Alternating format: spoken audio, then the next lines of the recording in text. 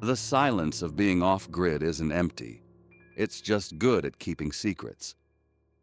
Tonight, 3 true off-grid horror stories, all based on real events. They serve as a disturbing reminder that when you disconnect from the world, you're not just finding peace, you're trapping yourself with whatever is already there. First, a father dismisses his daughter's warnings about a Yellowman at their remote cabin until he's forced to face the monster himself. Next, a family's off-grid dream shatters when their teenage daughter suddenly turns into a violent stranger. And finally, a couple's quiet life is destroyed when they discover a hidden door and realize someone has been living right under their feet. The most terrifying threats don't come from the darkness outside, but from the stranger looking through the eyes of someone you love. Subscribe and turn on notifications so you don't miss what's coming.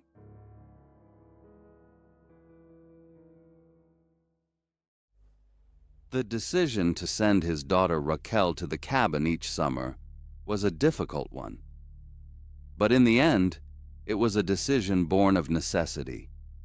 He was a single father working a demanding job, and with the impossible cost of childcare, sending her to stay with his family for 2 months was the only real option he had. He knew his sister, Norma, had her struggles. He was aware of her condition, the dark clouds that could roll in without warning. But the cabin had what he believed was a failsafe: their father, Felix. The cabin was miles down a rutted dirt road, completely off-grid. A noisy generator provided a few hours of electricity each night, and water had to be pumped by hand from a deep well. There was no phone, no cell service. Felix was a steady, capable man, and the father trusted him to handle things. That first summer, when Raquel was 6, his trust seemed justified. She spent her days exploring the vast woods, helping Felix chop wood for the stove, and learning the rhythm of a life dictated by the sun. She came home happy, smelling of wood smoke and dirt. But as he was helping her unpack, he noticed a few long, thin scrapes on her back. "What happened here, kiddo?" he asked casually. "The Yellowman did it," Raquel said simply. Her dad chuckled, ruffling her hair. He pictured her roughhousing in the woods, snagging herself on a thorny branch while hauling firewood. It was exactly the kind of funny, imaginative name a 6-year-old would create. He dismissed it. The next summer, a shadow crossed Raquel's face when he told her it was time to pack. Her hesitation was brief, but it was there. He pushed his own flicker of unease down, reminding himself that Felix was there. She would be fine. That summer, the isolation of the cabin felt different. The silence between the generator shutting off at night and the birds chirping at dawn felt heavy, menacing. She came home with worse marks on her back, not just scrapes, but mottled, ugly bruises. She was quieter and would sometimes flinch if he moved too quickly. When he asked, his voice tight with a concern he tried to hide. Her answer was a fearful whisper: "The Yellowman." Before she had left the cabin that year, Norma had leaned in close, her eyes flat and cold. She told Raquel that if she ever told anyone the truth, the Yellowman would come for her and never stop. The threat in that isolated place with no way to call for help was absolute. It cemented Raquel's silence. Her father, knowing none of this, grew frustrated. His denial was a fortress he was desperately trying to defend. "Raquel, that's enough of that," he said, his voice sterner than he intended. "Just tell me the truth. Did you fall out of a tree?" The look of deep hurt and betrayal on her face made her shut down completely. She never mentioned the Yellowman to him again. The third summer, as he pulled her suitcase from the closet, Raquel had a complete breakdown. She collapsed onto the floor, sobbing and shaking in a full-blown panic attack. "Please don't make me go," she cried, her voice raw with a terror he had never seen before. "Please, I don't want to go." Her terror was too real to be a fantasy. It was a primal fear that finally shattered the walls of his denial. All the pieces of the puzzle clicked together in a single monstrous picture. He told her she didn't have to go, his mind racing as a cold dread washed over him. He had to know. He had to see for himself. A few days later, he drove the long hours to the cabin unannounced. The final miles on the dirt road felt endless, each bump and rut jarring him with a building anxiety. He walked in to find Felix reading the paper by the light of a kerosene lamp and Norma in her recliner. The generator was off. Everything seemed disarmingly normal. He was about to speak when Raquel, who had silently followed him inside, accidentally tracked a bit of dirt on the floor. He saw it then. The switch. It wasn't loud or dramatic. It was a terrifying quiet. The light in Norma's eyes just went out, replaced by a cold, flat emptiness. He saw the monster his daughter had been living with. "Norma," he said, his voice shaking with a rage he could barely control. "What have you been doing to my daughter? What is the Yellowman?" Norma looked at him, but there was no recognition in her eyes, no guilt. It was a blank, uncomprehending stare. "I don't know what you're talking about," she said, her voice flat and distant. Her denial, so absolute and calm, was the most horrifying part of all. That was it. He looked at his father, Felix, whose face was pale with the sudden, sickening realization of his own failure as a guardian in that isolated place. Without another word, the father grabbed Raquel's hand, stormed out of the cabin, and never looked back. The drive home was filled with a crushing silence, a gulf of guilt and trauma between them. The Yellowman his daughter had been so afraid of was the thick yellow extension cord Norma used to power a lamp, a cord she had turned into a weapon to physically abuse his child. The family relationship was severed forever, but the true damage was done.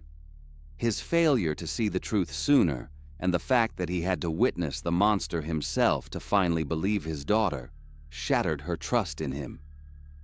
The Yellowman was gone from her summers, but he lived on as a permanent shadow in her mind, a constant gnawing anxiety, and a heavy depression that would follow her for the rest of her life. It was a good trade. The old log place up on the Cumberland Plateau for their cramped apartment back in the city. A man could hear himself think out here. The air in late December was sharp and cold, and it felt clean in your lungs. The family, a father, a mother, and their teenage daughter, Hazel, were happy to be there. The father got the generator hooked up, a quiet machine that chugged along steadily out back. It powered the heater that pushed a welcome warmth through the old cabin's vents, and the simple sound of it was reassuring. This was a fresh start. The first couple of days were simple and good. They unpacked, turning the dusty cabin into a home. Hazel picked the small room that had been added onto the back. It wasn't much, just a space for a bed and a dresser, with no real window to speak of, just a small, sealed square of glass that looked out into the thick woods. She said she liked it, that it felt cozy. She seemed a little quiet, but the father figured it was just from the move. She mentioned a headache the first night, but he told her to drink some water and get some sleep. It was probably just the altitude.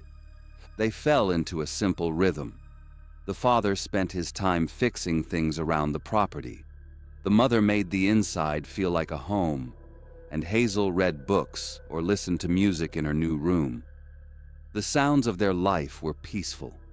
The quiet rumble of the refrigerator, the soft hiss of the heater, the easy creak of old floorboards as they moved from room to room. It was the kind of quiet they had been looking for. They felt safe. On the third night, the mother suggested a card game. The fire was going in the stone fireplace, throwing a warm orange light across their faces. The father thought it was a great idea. It felt good, all of them sitting there at the table together, focused on a simple game of Uno. It felt normal. He was smiling as he played a reverse card on Hazel.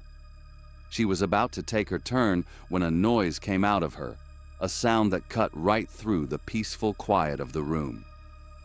It wasn't a word. It was a possessive, animal screech from deep inside her throat, and it made the father's blood run cold.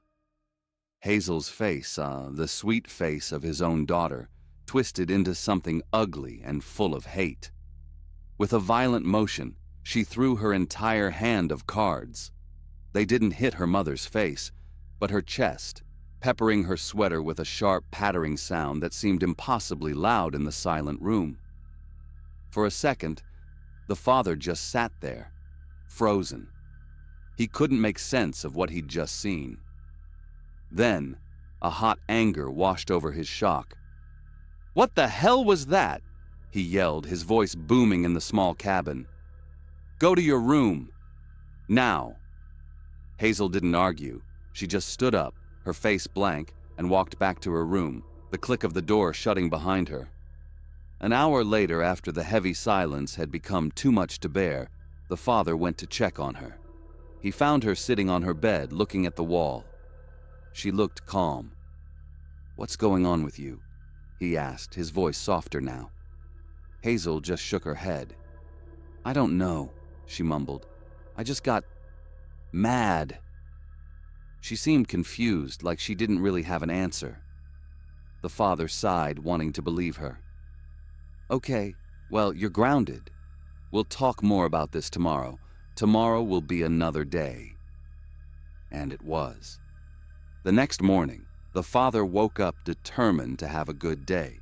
He went to wake Hazel, and she seemed groggy, slow to get up. He reminded her of what happened. "You need to give your mom a hug and say you're sorry," he told her. Hazel looked confused, like she was trying to remember a bad dream, but she did it. She went out to the kitchen and gave her mom a stiff, awkward hug and mumbled that she was sorry. Her mother, wanting peace more than anything, hugged her back and said it was forgotten. But the peace didn't last. That night at dinner, Hazel was on her cell phone, thumbing through it, ignoring everyone. Her mother told her to put it away. Hazel looked up, her eyes cold and empty. She was sitting directly across from her mother at the small four-seater table. Without a word, she drew her arm back and threw her own phone like a rock. It flew across the table and hit her mother square in the face. There was a sickening wet crack, and his wife screamed, clutching her nose as blood poured through her fingers. "What the hell is your problem?" the father roared at Hazel. He grabbed a kitchen towel for his wife's face. Hazel just stared, her face showing nothing at all. He sent her to her room and helped his wife to the car. They both went to the emergency room, leaving Hazel alone in the house. They sat for hours under the buzzing fluorescent lights of the hospital, the father's anger slowly turning into a cold, heavy dread. It was 2 a.m. by the time they got back to the cabin, both of them bone-tired and on edge. The house was dark and silent. The father quietly opened Hazel's door. In the faint moonlight coming through the small sealed window, he could see her. She was in her bed, fast asleep. He watched the slow rise and fall of her chest, and the anger left him, replaced by a deep, weary confusion. He backed out of the room and shut the door softly. "I'll deal with it in the morning," he whispered to his wife. They were too tired for any more fighting. They just wanted to sleep. About an hour later, a sound yanked the father from his sleep. It was a terrible sound, a series of soft, wet stabs, followed by a gurgle and a sharp, desperate gasp for air from his wife. He flew out of bed. In the total darkness of their room, he collided with a figure standing next to his wife's side of the bed. It was Hazel. He tackled her, knocking her to the floor. A knife clattered on the wood. He felt for her in the dark. and she didn't fight him. She just lay there, a dead weight, unnaturally still, as her mother bled from 5 separate wounds. At the hospital, they finally found the answer. It wasn't a demon. It wasn't a choice. It was in Hazel's blood. A poison called carboxyhemoglobin. The generator, chugging away too close to her little unventilated room, had been seeping the odorless gas through the cracks in the old logs. It had poisoned her brain, turning the girl they knew into a stranger. The mother was going to live. Hazel's mind would clear. But the family was wrecked. Their fresh start was a nightmare. The mother would flinch if Hazel got too close. The father just watched them both, a sad, quiet look on his face. Hazel was sorry, but sorry was too small a word to fix what was broken. The gas was gone from the cabin, but it left a fear behind that would never leave. It left a question that sat in the middle of their silent home. How are you supposed to trust someone you love when you know a stranger can be looking out of their eyes?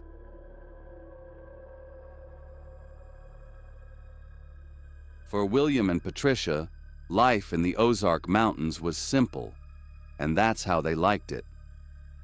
Out here, you learn to depend on the rhythm of the seasons and the work of your own 2 hands.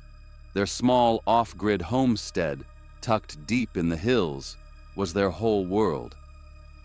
Morning started with the quiet clucking of chickens and the smell of coffee. Days were filled with the steady, satisfying work of tending the garden, checking the rain catchers, and mending whatever needed mending. Evenings ended on the porch, watching the sun dip below the tree line, leaving nothing but the sound of crickets. It was a good life, a predictable one. For months, life was exactly that. Predictable. One Tuesday evening, Patricia was in the kitchen getting dinner ready and went to the shed to grab some potatoes from the storage bin. The shed was William's domain, mostly. A place of organized clutter, with tools hanging from pegboards and the faint smells of sawdust and motor oil. When she came back in, she asked him, "Did you leave the big wrench on that crate by the door?" William was a stickler for putting his tools back on the bench where they belonged. He was sure he'd put it back. They both shrugged. It was a small thing, easy to forget. A week or so later, they were woken up by a sound from the direction of the shed. It wasn't the scrabbling of a raccoon. It was a solid, dull thud. William got up and looked out the window. The moon was bright and he could see the shed clearly. Nothing looked out of place. He went out to check, found the door still locked, and saw no tracks. He came back inside and told Patricia the coast was clear. Still, the sound didn't make any sense for an animal. Life fell back into its comfortable rhythm for a while after that. Then one afternoon, Patricia went to the shed for some empty canning jars she kept in a sealed crate. When she opened it, she noticed 3 of them were gone. She asked William if he'd moved them for some reason. He hadn't. That was the first time they both stopped and looked at each other. First the wrench, which William was still sure he hadn't misplaced. Then the sound in the night. Now jars missing from a sealed container. It wasn't adding up. The final piece of evidence came after a hard rain in late fall. William was walking the property line when he saw it near the shed. A single muddy footprint, half washed away. It wasn't his boot, and it wasn't Patricia's. It was bigger, wider, and pointed directly at the shed door. That was it.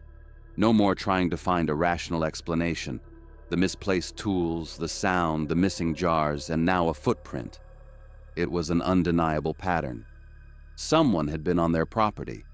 Someone had been in their shed. He didn't tell Patricia about the footprint right away. That afternoon, he went to the shed, not for a tool, but to conduct a thorough search. He looked everywhere, behind every stack of wood, in every empty barrel, under every tarp. Nothing. He was starting to feel foolish. His eyes scanned the room one last time and settled on his massive workbench. It was pushed up against the back wall, a heavy beast built from old railroad ties. The space behind it was a dusty, forgotten no-man's land filled with cobwebs. But as he looked closer, he saw that some of the dust on the floor behind it was disturbed. Not wiped away, but scuffed. He grabbed his brightest flashlight and squeezed behind the bench. The air was thick with the smell of old dirt. He ran the beam of light along the floor near the wall, and there, nearly invisible in the grime, was the faint, perfect outline of a 2-foot by 2-foot square. A door.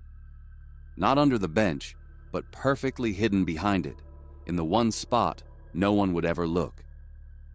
Patricia came out, hearing him moving things around. She saw him crouched in the dark corner behind the workbench. He just pointed the flashlight beam at the outline on the floor. Her hand flew to her mouth. "Don't, Will," she said, her voice a terrified whisper. "Just leave it, call someone." But he couldn't. This was his home, his sanctuary, and the evidence was clear. Someone had been under their feet this whole time. He had to know. There was no handle, just a small gap on one side where you could slide your fingers in and lift. It was meant to be hidden. He took a deep breath, the air tasting like dust and dread, and he pulled.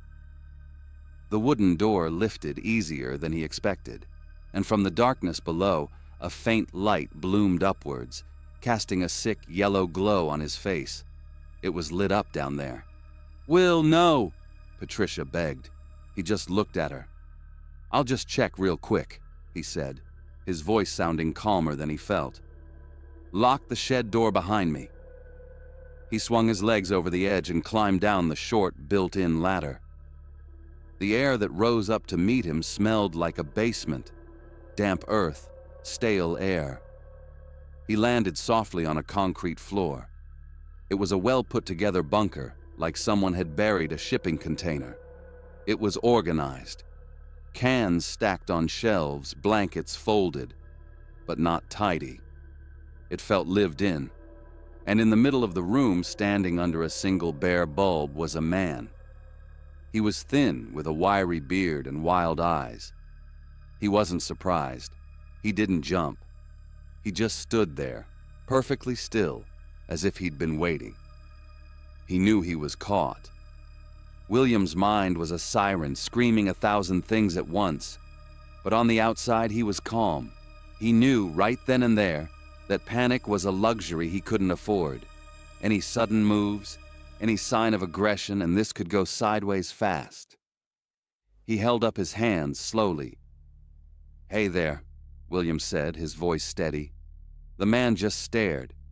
For the next 20 minutes, William talked to him. He asked him who he was, what he was doing here. The man spoke in fragments, talking about how the people were coming, how it was going to happen soon. He was, for lack of a better word, batshit crazy. And William played along. He nodded, acted like he understood. In his head, he was just trying to keep the guy calm, make him feel respected, like a person. He needed to put the situation at ease so he could get out of that hole, and then, only then, could he really panic. Finally, William made his offer. He told the man he understood he needed a safe place, but this was his family's home. He gave him an ultimatum, a generous one. "You've got 2 weeks," William said. "Get your stuff together and find somewhere else to go." The man's eyes hardened. He just shook his head. He refused to leave. William knew then that reasoning wasn't going to work, so he nodded one last time. "All right. Well, you think on it," he said, already backing towards the ladder. "You have a good night." He climbed out, not turning his back on the man until he was all the way up. He slid the heavy trap door back into place, the sound of it thudding shut in the small space. He walked out of the shed, leaving the workbench right where it was, and met Patricia at the door. She locked it behind them. He walked her back to the house, locked the front door, the back door, checked all the windows, and then he picked up the phone and called the cops. They waited in silence, every creak of the old house sounding like a footstep. The police came, quiet and professional. They went to the shed, and a little while later they escorted the man out. He didn't fight. He didn't say a word. He just stared at their house as they put him in the car and drove away. He never came back. William and Patricia spent the next day cleaning out that bunker, hauling out another man's life from the hole under their property. They boarded it up for good, but it didn't matter. The knowledge of it was always there. The simple, predictable life they had built was gone. It had been an illusion all along, and they knew they would never ever feel truly safe in their own home again.